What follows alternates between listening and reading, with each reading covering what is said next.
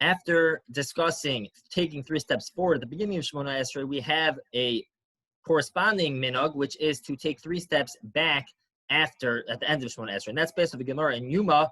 Rabbi Yeshua ben Levi says on Daf Nun Gimel that after davening, one must take 3 steps back, and then afterwards asks for Shalom Oser Shalom Bim Romav, etc. And there are many reasons offered for why one does this. And I'd like to share 3, one which is particularly timely. The first is based off the Orchos Chaim. The Orchos Chaim writes that the Gemara in Shabbos Peiches, by discussing the episode of Har Sinai when the Jews were getting the Torah and the Shekhinah was revealed to Bnei Yisrael. So the Gemara tells us that Bnei Yisrael jumped away 3 parsos, 3 mil, and so too corresponding to those 3 mil, we take 3 steps back at the end of Shemona Esrei when we are leaving from the Shekhinah. Second reason is offered by the Mechilta, that when Moshe Rabbeinu spoke with Hashem, he went through 3 stages which he had to go through in order to encounter the Ribono Shalom. Choshech, Anan, V'Arafel.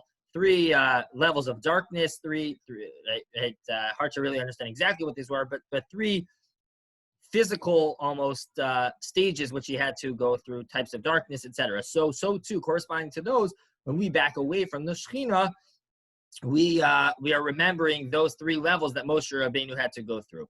And finally, the third that I want to share and focus on for a brief moment is actually found in the Magen Avraham. The Magen Avraham quotes a Gemara that about Nebuchadnezzar, the rush of Nebuchadnezzar, long, lengthy Gemara, but the gist of the Gemara is that Nebuchadnezzar went out of his way, taking 3 steps out of his way, for the sake of actually standing up for the kavod to Hashem. And again, we don't have time to go into details of the whole story now, but the bottom line is that he did take three steps chasing after a certain messenger to show a level of kavod for the Ribono Shalom. And the Gemara actually says that Nebuchadnezzar, as a result of going out of his way for that kavod of Hashem, was given a schar and his schar was actually to be the one to destroy the Beis HaMikdash. A fascinating idea. Now, the Meforshim explain, what does that mean? That's obviously not a schar. That's a terrible thing. So Meforshim explain that we see the Adam wrote so that Hashem takes us in the way that we want to go. Hashem takes us, and Nebuchadnezzar wanted to be a Rasha. So yeah, Nebuchadnezzar for this episode was deserving of schar, and the schar that he got, Hashem gave him in the way in which he wanted to go.